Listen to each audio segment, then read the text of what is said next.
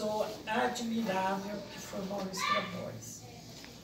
Ele era um cara muito irônico. Essa era a característica. Alegre, irônico, debochado. Ele tinha uma piadinha para fazer. E gostava de cantar, mas era desafinadíssimo. Não perdia uma festa no Araguaia, todas as festas ele ia. E ele tinha o hábito seguinte, conversando com um indivíduo a sós, ele formulava toda uma teoria atravessada.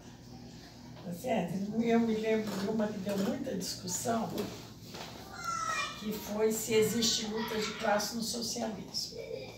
E ele, conversando com o companheiro, ele falou assim, claro que não existe. O socialismo é o governo do povo, não sei o quê, né? E o cara não estava muito convencido, mas ele insistiu em convencer.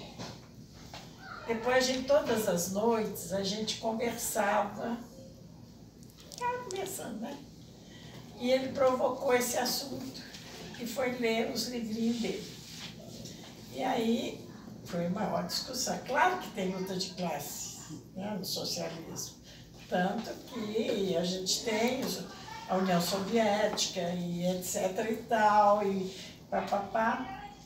E esse companheiro que tinha sido convencido, não existe. E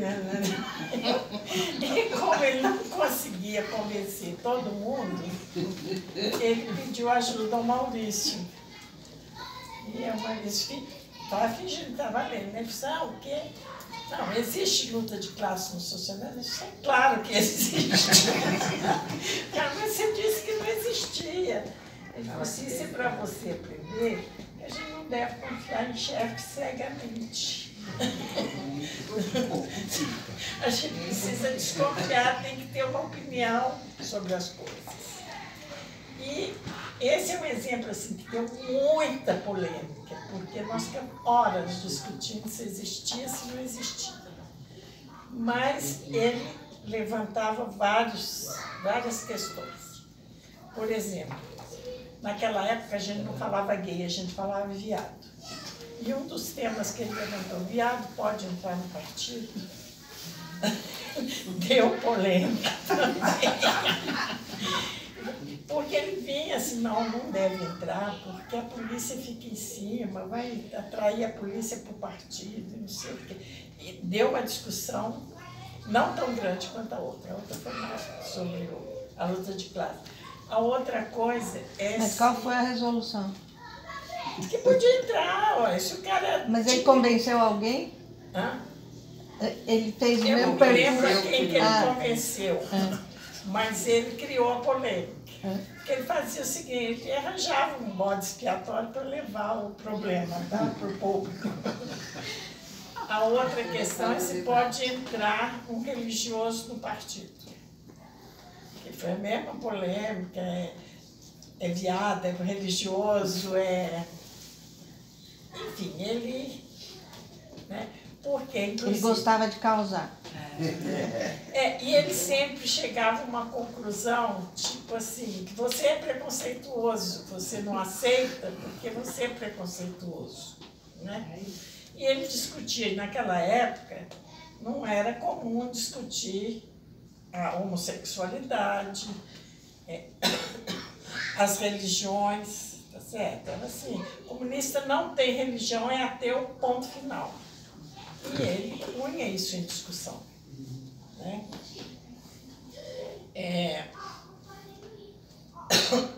A outra coisa, ele gostava muito de conversar assim, individualmente com as pessoas, né? Quando ele lançava os veneninhos,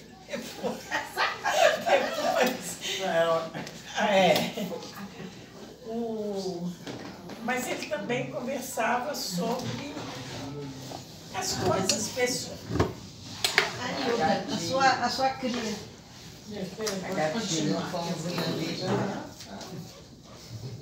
Ele gostava também de falar das coisas da vida, né? da família, sem dizer quem era a família dele, quem era.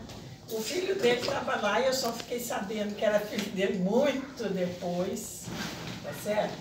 Porque quando ele teve febre amarela, ficou muito mal, quem tinha que cuidar era eu, né? Porque Você era bula. era a bula do pedaço. Explica. Explica o que é bula.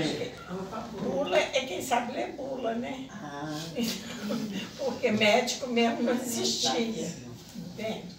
Até o médico que existia, que não era do meu destacamento, era chamado de bula também, que é o João Carlos. E aí, eu fui cuidar dele,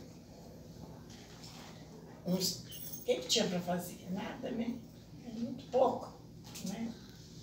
E eu fiquei sabendo que ele era o pai do André, porque um dia ele ficou num cantinho separado, para ninguém encher o saco dele, e um dia eu vi o André chorando, sabe? Abraçando ele chorando.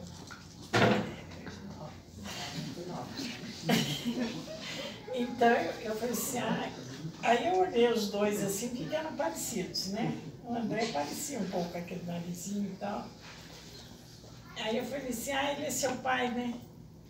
Ele falou assim, e fim de papo, não vamos conversar, não entrar em detalhes da vida do outro. Né? Bom, mas você tem que explicar que você era namorada dele.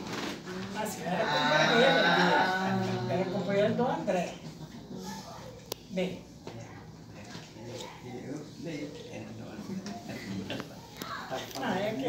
faltou essa parte.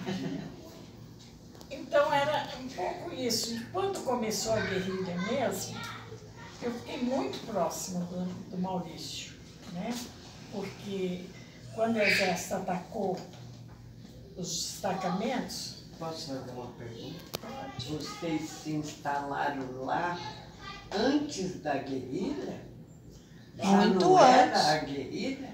Muito Não antes. era guerrilha. Eu fui para lá em 69, a guerrilha foi, Ficaram um tempo. foi em 72.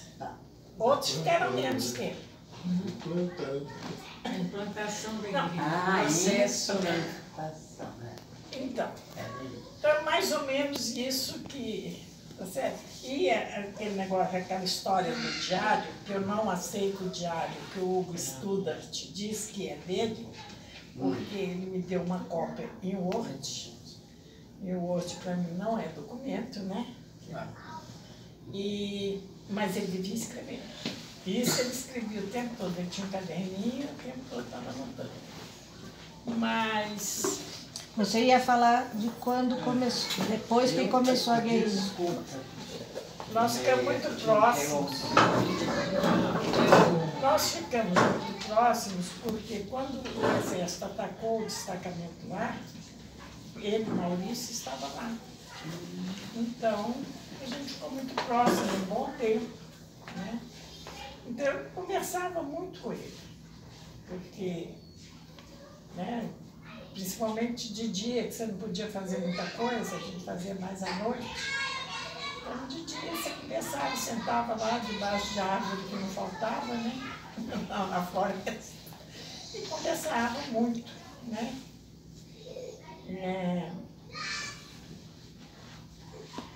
Bem, mais ou menos era isso do Maurício. Agora, eu queria falar duas coisinhas da guerrilha que me incomodam demais, porque não falam, tá certo? Primeiro, é que não houve trabalho de massa, trabalho político com a população. E houve, desde que eu cheguei em janeiro de 69, a gente tinha a orientação de conversar, de pesquisar, de saber o que a população queria, né? E um belo dia lá, a gente juntando, tanto eu no meu destacamento, todos no destacamento A, no B e no C, faziam isso. E juntou-se tudo e criou os 27 pontos. O LDP, é União pela Liberdade e Defesa do Povo, o LDP. Esses 27 pontos é interessante porque eles não perderam a validade não, viu? Eu até trouxe aqui uma cópia, tem uns pontos aqui, liberdade para coletar e quebrar e vender o coco babaçu. Isso aqui hoje é monopólio da Natura, da Lever, tá certo? E as pessoas são terceirizadas deles. Redução dos impostos que recaem sobre o trabalho. Isso vai ser sempre atual. O direito do trabalhador, lavrador, possuir sua arma de caça e de defesa pessoal. Porque a polícia tomava as armas no pretexto de segurança, né? Só que na selva... E polícia é polícia, na ditadura ou na democracia, né? Não muda muito, não. Mas hoje isso não pode proibir. Hoje o Bolsonaro Tem que ser CAD. Tem que ser CAD. Distribuição em massa.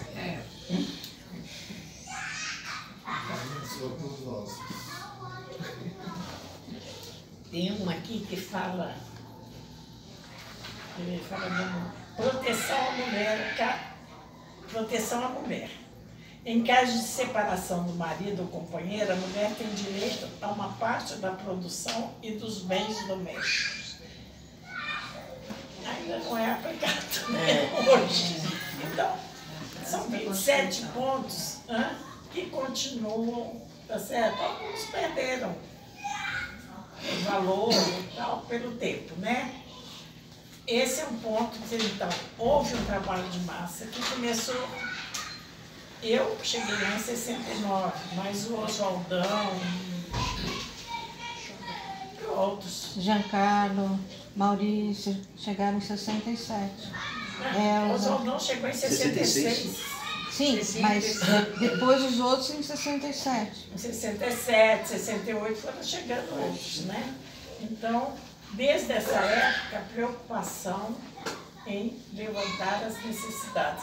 Porque a gente não conhecia nada daquilo, né? A gente nem sabia que na Amazônia existia gente, né? Porque a gente tinha um conceito seguinte: gente somos nós, os outros são índios, não é gente, né?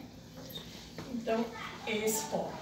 O outro ponto, que também é muito mal falado da guerrilha do Araguaia, é que a guerrilha ia ser naquela região.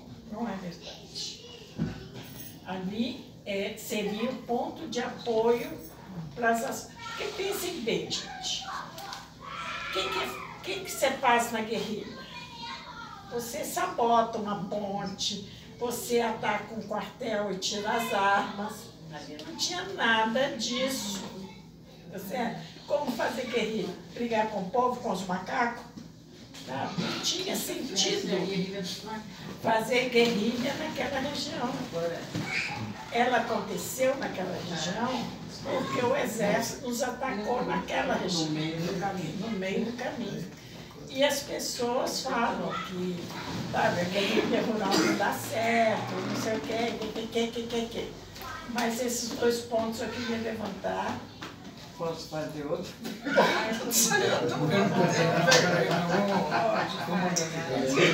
o Igor volta, aí a gente abre. Não, mas eu quero fazer uma pergunta para aqui. Deixa ela fazer.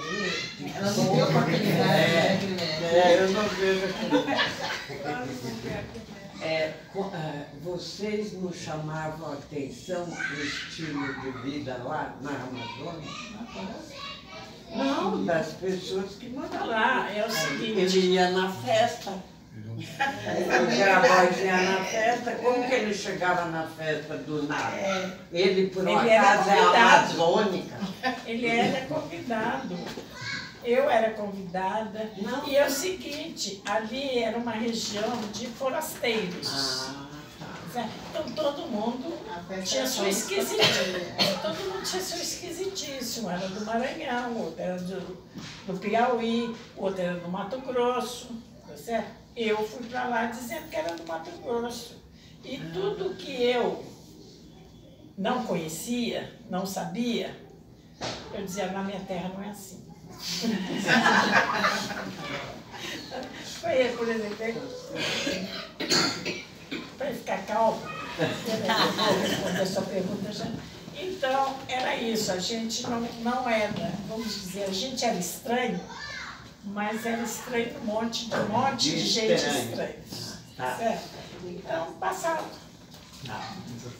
E depois o fato da gente ser professor, que a gente foi criando profissões ali para a gente, de acordo com a necessidade, né? Então, uns eram professores, eu era bula, né?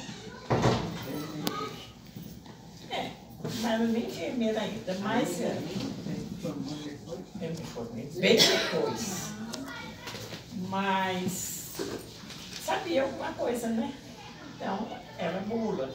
O outro era caçador, o Oswaldão era caçador, mariscador.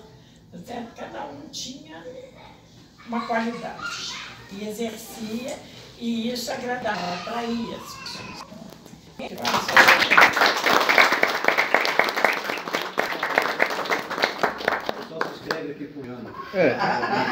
Pode perguntar? Pode perguntar? Pode. O que vocês comiam lá? Uma coisa muito boa. Vaca. Qualquer um. Estava falando de cobra.